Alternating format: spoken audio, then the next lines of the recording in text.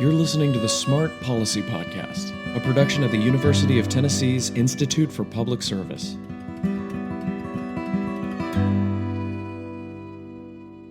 If your plan is for 1 year, plant rice. If your plan is for 10 years, plant trees. If your plan is for 100 years, educate children. This quote from Confucius is about 2,500 years old, but it rings true in modern Tennessee. Youth education has been a significant policy focus in the state for several years now, and education reform is one of Bill Lee's biggest targets for his entire tenure as governor. Fortunately, mental health and substance use prevention has become a significant part of this conversation. 26% of our young adult population meets the criteria for a substance use disorder, and it's a problem that we really can't afford to ignore because this is our next generation. In 2020, the Tennessee Together Student Survey found that the average age for first using a substance was 13 to 14 years old. Identifying and intervening at that age is thus crucial. Most of the time, however, the problem isn't caught until later, usually when the person is about college age.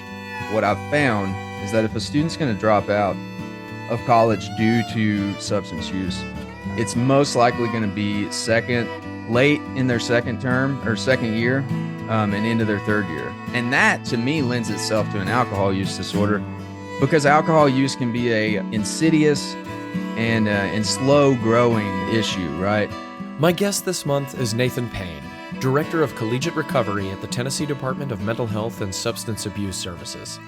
We discuss how the attitudes on college campuses have changed over the last decade, becoming much more proactive about addressing unhealthy drinking habits and preventing substance use disorders. After all, if we're going to make a dent in this crisis, we have to head the problem off before things spiral out of control. We have to get through to the next generation. Yeah, so my name's Nathan Payne. I'm the Director of the Tennessee Collegiate Recovery Initiative. And so what that is a program that runs through the Department of Mental Health and Substance Abuse Services. And the primary purpose of that program is to just bring more conversations to college campuses about recovery and recovery support, raise awareness about students that may be struggling with substance use and mental illness. And what I found is that when I was attending college, that these were conversations that were only had in a few settings. I've always seen that, there's obviously been little pockets on campus of individuals who are passionate about helping those who struggle with substance use and mental health, like counseling centers, some individuals in student affairs. But what I wanted to do was really catalyze a greater movement on college campuses to talk about this, because the primary purpose was to support students who are in recovery and to advocate for students who are in recovery. And the way that I saw us going about that in the best way was to start with conversations. I think that all lasting change has to start with a conversation. If you're not having the conversation and if you're not having open dialogue about something, then you're not going to see sustainable change, in my opinion. What kind of conversations were lacking, do you think, in the college space? Primarily just being real about the fact that this is an issue that young adults struggle with. So nationwide, 24% of young adults meet the criteria for a substance use disorder. And then in Tennessee, it's actually 2% higher. So 26% of our young adult population meets the criteria for a substance use disorder. So that's over 1 in 4. Yeah. And it's a problem that we really can't afford to ignore because this is our next generation. And I think that a lot of this stuff is perpetuated because of and I don't know if fear would be the right word, but I think that it's perpetuated, at least in part, by a aversion that we have to having open dialogue about these things. And so what I do with the Recovery Ally training is I come at it from saying, like, hey, I'm a person in long-term recovery, right? And I'm telling you that one of the worst ways that we can talk about this is to not talk about it. So let's start there. And then, we can adjust the way we conversate about these things from that point. But let's start here. Let's just start on the fact that we're not talking about it enough. And then we can get real specific and technical in our conversations. But that's my job. That's one of the big things that I see as my role as director of the Collegiate Recovery Initiative, is just to come in and say, all right, shake things up a little bit and let's talk about it. what do you think was contributing to the hesitancy? Because I think in general Americans have a problem with opening up about difficult topics. I mean, death, for example. A lot of the times we don't like to talk about that. But what do you think was contributing to this in general? I think it's really interesting that you bring up having a difficult time talking about death as well. I've done this training a bunch, and I've been in this position officially for almost a year now. I've been working with college campuses for over 2 years now. So I think that substance use disorder, and a lot of mental illness, and some of the things that unfortunately often go along with this, such as suicide and suicidal ideations, they're hard to explain, right? And I think that's part of what it is with death as well. These things are difficult to really define. And I think that when we can't define something, I used to have this like sociology professor. Anyways, he was talking about how we are so uncomfortable with what we don't understand to the extent to which we've, created names for it, right? We've even labeled that which we don't understand, such as phenomena and, different labels that we give to things that we can't quite define. And I think that that's one of the reasons that we don't talk about substance use is it's very complex. What we find when we look into the research is some of the things that contribute to it. And this is what I talk about in the recovery ally training is it's a myriad of things, right? It can be genetic, it can be environmental, literally just wrong place, wrong time for some individuals, right? That's what we saw with the opiate epidemic. We saw individuals who were receiving a legitimate prescription and ended up developing an addiction. And so it's not something that we can, especially when you talk about like trying to understand things from a medical perspective, right? It's not something that we can lay out in black and white and be like, okay, this happens, this mutation happens here, and then this is what, this is the course of events that comes after that, right? This is how Right. it's going to progress. This is what we can do. We can cut it out, or we can do this kind of therapy, this it's not like that. And so the more complex something is, I think the less likely we are to tackle it as something to advocate for and to raise awareness about. Probably certainly not in casual conversation. Yeah, exactly. And considering those environmental factors, personally I can't help but notice as you said, it's really difficult to describe. I guess I should let you try to tackle this. How is the college environment itself contributing to this? There are a number of cultural factors. There are advertisements. There are just this cultural sense of the way college should be. Uh, is college inherently conducive, at least the way we culturally approach it? So one of the things that's really interesting, when you look at the numbers as far as social norms and things like that go on college campuses, there's certainly a large group of college students that just simply don't participate in partying and the behaviors that would lend themselves to someone who struggles with a substance use disorder. Mm, I do think that the narrative on college campus is that it's sort of a rite of passage, right? right. To at least and some of the incoming freshmen and some of the students that I talk to talk about it in a way as it's just part of the college experience, right? To get a fake Right. ID and to go out and drink. And now obviously colleges aren't, they're not printing fake IDs up, but I do believe, and this is something where you just kind of have to be willing to step on some toes or hurt some feelings if that's what happens. I do believe that colleges could do more to put the appropriate measures in place for what happens when a student can't seem to get that partying lifestyle under control. So in Mm, that way, I'm always hesitant to say like, this is your fault. I don't like to point fingers at anybody, right? I just like to point out a problem and say, hey, we have the necessary means, we have the tools in place. Colleges certainly have the appropriate infrastructure to implement greater support for their students in recovery because the collegiate recovery movement as a whole is something that's only recently began to grow rapidly, right? So there's an element of this where it's just like, well, this has just partly been because it's something that colleges have never done before. So it's something that colleges have to catch up with, right? Over the last 10 years, collegiate recovery programs have grown like tenfold. So that's what that's I would say to that. yeah. No, that's really fascinating. What do you think spurred this on? Was it the opioid crisis, perhaps? It seems to correlate with that. Just in some, amateur research that I've done, it seems to correlate with. I think that the opiate crisis caused us to take a good hard look at how we're dealing with substance use disorder as a whole in our society. Yeah, I think it definitely. I think it's a pretty uncontroversial opinion these days to say that it was a reckoning for sure. But now I can't help but wonder, as much as that may have played a factor in opening people up to having these conversations finally.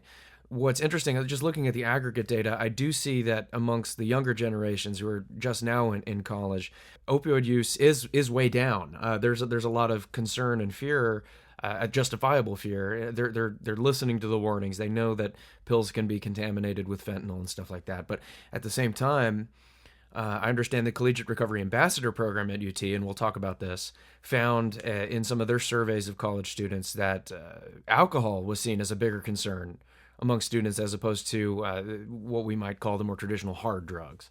Does that line up with what you're seeing more at a statewide level? Oh, absolutely, man. The opiate epidemic, what I saw with it was just a greater push to understand substance use disorder in general. Mm, What we see is that typically if a student's going to drop out, and again, this research has been sparse, what I've been able to uncover, but what I've found is that if a student's going to drop out of college due to substance use, it's most likely going to be late in their second term or second year, and into their third year. And that to me lends itself to an alcohol use disorder because alcohol use can be a insidious and slow growing issue, right? So if a student has a predisposition to this, alcohol use is one of those things. And I think it's great to see that our college students are listening to the warnings about fentanyl laced pills and things like that. Because the reality is, when you talk about opiates today, or heroin, or it's even been found in some nerve medications. yeah, One pill literally can kill. But with alcohol use, it takes a little while for the consequences to really start to pile up, right? decades sometimes. Yeah, absolutely. So I always say, or I try and make space to say when I'm talking, I'm not trying to start a new, like, temperance movement or Washingtonian society or anything like Right. that on college campuses. I don't think that's realistic, and I don't want to do that. I'm not trying to be the drugs are bad guy. Right. Although sometimes I've been asked to be that guy. That's not my goal. My goal is to have open conversations about these things, and at the very minimum, plant a seed. And I think that collegiate recovery programs do that as well, right? So when I was in my active substance use, there were people who tried to intervene that may have walked away from that situation thinking, well, I did nothing. But I remember every one of those interactions. Mm, And it's my belief that those culminated into me reaching a state of crisis, of internal crisis, to where I was finally willing to, where so many people were like, dude, like, you got to get it together. Like, I can see this happening. This has happened to so and so. You're headed down this path. And I'm like, oh, one person said it. And then it's like, oh, two. But and I think that this is some of the weight that collegiate recovery programs can carry. When your institution is like, hey, man, like, we see you heading down this path and we want to support you, right? We want to help you get back on the right track. That can carry immense amount of weight in an individual's recovery journey. you also mentioned, you said the second or third year. That's about the time I'd imagine most of these students are turning 21 and gain that buying ability legally. And they no longer need that fake ID or anything like that. Yeah. So it's another contextual factor there. Yeah, absolutely. I would say that certainly has no small part to play in it. I know that for me, of course, I got into recovery when I was 20, so I've never bought a legal drink of alcohol. But I know that certainly, as the mile markers, right, as the freedom continued to increase. When I turned 16, that's when I went from doing opiates recreationally to doing them consistently because I had mobility. I Mm, could go everywhere that I needed to go to get them. And then when I turned 18, it was nearly game over because legally, nobody could say anything right. except for the police. Right. Tried to say a few things. Your story is actually really quite interesting. Would you mind sharing what it was, the scene that finally began that true recovery? Yeah, absolutely, man. So when I do the recovery ally training, and I've already spoke to this just a little bit, part of what I try and do is I try to bring as much of my own experience in to validate some of what we've already proven and what we already know about helping individuals that struggle with substance use. And one of the things that we know about the initiation of recovery, and I don't think that we've been able to get away from it, and I don't know that we will, just because of the nature of substance use, is that it's almost recovery is almost always initiated by some kind of crisis, right? Right. And I personally have not seen anybody embark upon a recovery walk that doesn't go through some kind of crisis, in some extent. And what I like to do is really break down that crisis and talk about what that looks like. Because you may say, well, I got a buddy who, they never went to jail, they never were homeless, they never lost a job, but they just entered recovery, right? And so Mm. that's amazing when that can happen, and that does happen. But I would argue that that individual experienced some sort of crisis internally. For me, in my recovery journey, like I said, when I turned 18, it was really all but game over as far as my substance use went. It was definitely, it had stopped being fun for me at that point, right? Right. I was completely on autopilot. I didn't enjoy living the way that I was living. I'd be remiss if I didn't say that there were brief patches in that time period in my life where I would be using and I experienced, euphoria or whatever from it. But on a whole, and I think that this is something that happens for a lot of people who use substances, the good or the bad far outweighed the good, right? Mm. So I had gotten to that point. Really, I had lost all faith in myself at that point, and in my ability to pull myself up by my bootstraps or anything like that. I did not have any bootstraps really to pull myself up by. I had some worn out Converse. But but anyways, so I ended up being homeless, mostly couch surfing. For me, I had this really cool thing that I would do as your friend, and I would show up at your house, and then I just wouldn't leave until you asked me to, and just kind of like real awkwardly avoid conversations about what I was doing for the rest of the week because I wasn't doing anything. Mm.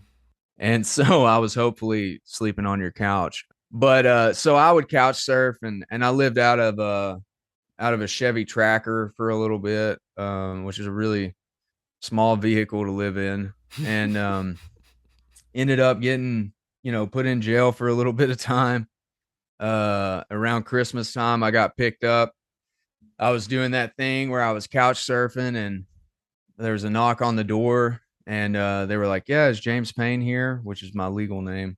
Nathan Payne's my alias, and I'm not real clever when I think of aliases, but Sounds like you stick to Bible names, so at least there's yeah, yeah, consistency. yeah, right. No, and they said, "Is James Payne here?" And I was like, "Yeah, that's me." I don't know if I thought it was Publishers Clearinghouse or what, but it was definitely the sheriff's department, and they were definitely there to take me to jail. And they talked about, "Hey, we've got a warrant for your arrest," and I was like, "Oh yeah." I was going to turn myself in after Christmas. And he was like, "Oh, after Christmas, eh?" And I was like, "Yeah." And I'm thinking in my head, like, "Oh, cool. He's going to let me go. Let me turn myself in." But they don't do that when they have a warrant for you. If they find you, they're going to take you. They're not, there's no honor system with that. Which I'm sure has come through experience. And so I spent like, I think it was a total of like 45 days in jail. Which was plenty for me to know that I didn't want to go back. That's what I always say. Jail was really good for me. I'm a big proponent of reform in our criminal justice system, 100%. Um, but I don't think that it was a bad thing for me to spend a little bit of time in jail just to see, like, okay, this is like gnarly to have all of my, but I will say that after 45 days, what happened is I pretty much just came out of there with better connections. I got, fattened up Mm. and three hots in a cot and was ready to kind of rip and roar back at it. So spent a little time in jail, got fired from jobs, man, all kinds of stuff, right? So you could look at my life and see beyond the shadow of a doubt that you would be looking at my life and think, how is this dude not in a crisis, right? Right. And that was not sufficient enough crisis for me. The crisis came for me. I was homeless still yet. I had just gotten out of treatment 30 days prior. I relapsed immediately. Honestly, I didn't even know what was happening until I already had my drug of choice in front of me. And I don't say that to be dramatic or sound like a soap opera. Like I swear that you can almost describe it as like I blacked out and I came to at my dealer's house when I got out of treatment. And so I relapsed and I was homeless and I talked to my mom. I didn't have anywhere to sleep. It was cold outside. And so she let me stay at her house and I was sleeping on her couch and she had left her laptop out and I took her laptop and I traded that for drugs. And when I came back, she had known that. She forgot to put it in her room with her. So my mom used to have to deadbolt herself in her bedroom at night because she couldn't trust me. I was a completely different person. And I don't, particularly enjoy, well, it's never been comfortable for me to share those experiences and that part of who I used to be. But I find it really necessary if we're going to have open. I find it to be hypocritical if I'm talking about how important it is to have open dialogue about these things and to really get gritty talking about them and me to not share certain elements of myself in my past in order to save face. Right. So that happened and I was a completely different person. I talk to people today that have never seen me in my active substance use and they don't know they can't comprehend it. And that's just a testament to what can happen and the redemption that can happen with an individual in recovery. But anyway, so I come back and she knew that I had taken it and she had these tears in her eyes and she was like, man, I just want my son back. And I felt like this wrenching in my stomach. And so I went to the bathroom and I did my drugs.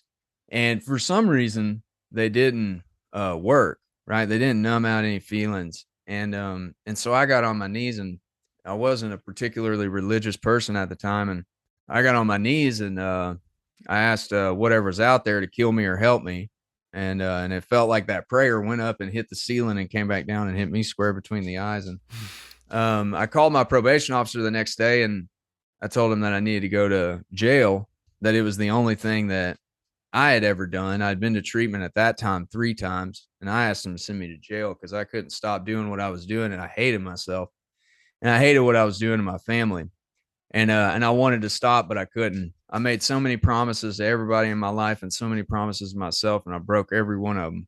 So I thought the only solution was to lock me up and throw away the key. I had a 1129 sentence with like 9 months left on it, and I was ready to just lay down and do that. But he said, we should try treatment one more time. And I thought, man, it's not going to work. And he was like, no, no, no, just come in the office and we're going to get you in treatment one more time. And that is what we did. And I've been in recovery ever since. So the pain and the crisis, you can never know when that's going to hit, right? Mm. You can never underestimate or really gauge when that's going to happen. That's why it's always so important to not give up hope. Thank you. Yeah. Yeah, it was a long, drawn out story there, so you're probably gonna have to edit that down. Oh, I've stumped you. No, you're fine. I like you said, it is an uncomfortable thing to open up, and we live in a culture that just so overvalues, rise and grind, exceptionalism, flawlessness. Be as perfect as possible, post on social media all your highlights, and pay no attention to the blooper reel. It seems to me almost that the culture necessary to have these recovery conversations is almost completely counterintuitive to what so much of our culture desires, or at least pushes. No doubt, man. I look at things from a couple of perspectives, right? Like I think that obviously you have the glass half full, glass half empty, or like, oh, there's just some water in a glass. So I think that I always try and look at things with glass half full, but I do think that there is an element of this movement on college campuses where they are hesitant to admit that this is a thing that students may struggle with for fear that it may make an institution look less than perfect, right? Now, I will say that I've seen exceptional buy-in from tons of administration and faculty on college campuses all across the state, man. So I think that that's completely changing. So, but when we're talking about part of why this has only just begun to take off and all of those things, I think that that's been a thing at some points, man. That enough people have finally been affected that no one's really finding it controversial to admit that people need help. Yeah, and if my own recovery has taught me anything, it's that when you can recognize and come to terms with the worst of yourself, you can be the best you possible. At the policy level, broadly speaking, at the federal, state, or even local level, what policy changes do you think might be beneficial towards encouraging recovery and long-term recovery? I know you mentioned, for example, criminal justice. We don't have to talk about that per se, but Criminal justice reform is really important, and increasing access to treatment for indigent individuals, and that's something that I've seen great strides in by our legislative body. I think there's always more room for improvement there. But yeah, I think I could go on and on about this for days. One of the things that I think is interesting is any sort of legislation that recognizes, okay, you have an individual who has lost control, right? You have an individual that needs, that's one of the things I talk about when I talk about the recovery allied training, is that it takes a mess of help just to stand alone, right? I had to come to believe that, and I had to come to accept that. And I think that's a fundamental part of the human experience. We need social interaction. We need individuals to some extent. So recognizing then, though, that the important thing is to learn to develop some autonomy and to learn to develop a sense of responsibility for your life is important, right? So I've always been a huge proponent of recovery courts, and I think that if we've ever seen a failure in a recovery court system, it's just for the fact that it doesn't receive enough funding to really put the appropriate. I worked on a recovery court for a period of time. I saw a lot of success in that. I think, which again is another thing that I've seen funding increases for, which is just super rad. Any sort of legislation and policy that recognizes that individuals need help and the help that comes from us is empowering them is going to be one that I support. Recognizing that these individuals should not be cast out. That's part of, again, going back to what I said at the very beginning of this, that's part of why I try to lean into the discomfort of talking about exactly who I used to be and exactly what my life used to look like in every element, right? And so how it played out behaviorally, what was going on in my head, all of that, because I feel very strongly that it would have been super easy to cast me out. Thank God that probation officer I had that one day was like, no, you need to go to treatment, man. You don't need to go back to jail. It saved my life. So, but it doesn't matter how much funding, how much policy, how much anything we have, if we don't have individuals willing to talk about these things openly. We can't have it if we're not openly talking about the fact that individuals who struggle with substance use, their brain has been hijacked and they are in fact sick. And then on the flip side of that, they do in fact perpetuate or do behaviors that can be harmful to other people. So let's talk about both of those things and let's come to the solution here, right? Instead of being like, no, like lock them away and throw away the key, or no, like mitigate all consequences and just give them a cookie. Like we've got to figure out, we got to figure out the truth here. I like that very much. And I think that's something that we probably need in all areas, is that we probably can solve every issue we're facing these days if we were just able to talk to each other in good faith. Absolutely. In a safe space, like in a place that is safe for dialogue. Like we have to be able to do that. And that's what I try to cultivate on college campuses around substance use and mental illness. Really well said. Well, thank you, Nathan. I greatly appreciate it. Thank you for having me on here. Always. For more episodes on in-depth discussions on Tennessee policies related to substance use disorder by a range of local experts, please subscribe to us wherever you get podcasts and visit our website at smart.tennessee.edu. I'm Jeremy Corvellis. Thank you for listening, and see you next month.